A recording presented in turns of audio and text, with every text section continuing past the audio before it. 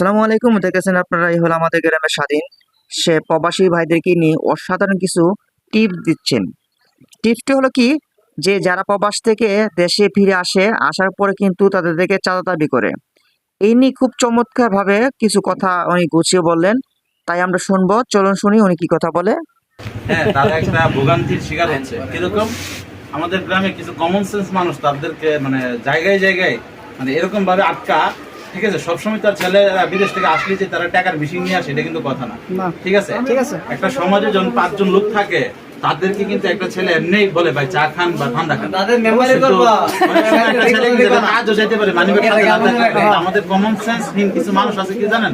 এটা ঠান্ডা খাওয়া যায় কিছু, এটার সুবিধা নেই কিছু দোকানদার। আজকে আমার এক ছোট ভাই আবার বলতেছে, ভাই 1 লিটার ঠান্ডার দাম কত? আমি কই 60 টাকা বা 50 টাকা। ভাই আমার 1 লিটার ঠান্ডা দাম লাগছে 120 টাকা। এটা কোন ধরনের? তো প্রবাস থেকে একটা পোলা আইলে হ্যাঁ কইতাছে, যেমন আমরা যেমন মনে করি গুরু মানে কুরবানির গুরু যেমন তার বাজারতে মানে বাইতানি না, আর বিশেষ করে আমরা প্রবাসীরা যেমন হ্যাঁ কুরবানির গুরু মনে করে। তো এই জিনিসটা একটা খারাপ আমাদের গ্রামের, সবার উদ্দেশ্যে বলবেন আর কি, যে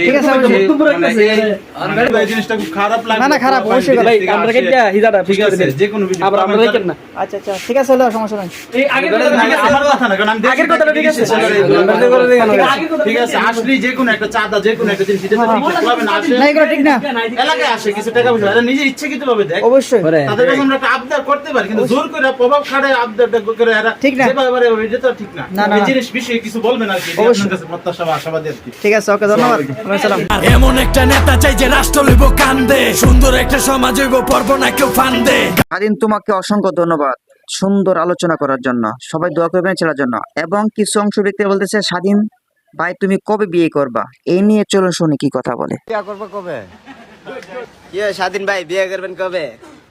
কি স্বাধীন বিয়ে করবা কবে? কি স্বাধীন ভাই বিয়ে করবেন কবে? কি স্বাধীন বিয়ে করবা কবে? তো স্বাধীন কা বিয়া করবা কবে?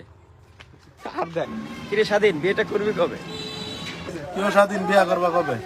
কি স্বাধীন ভাই বিয়ে করবা কবে? কি স্বাধীন ভাই বিয়ে করবা কবে?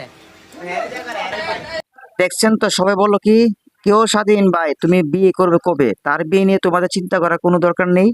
যখন সময় হবে তখন সে বিয়ে করবে। সবাই ভালো থাকুন, সুস্থ থাকুন। আজ এখানেই। আসসালামু আলাইকুম রহমতুল্লাহ।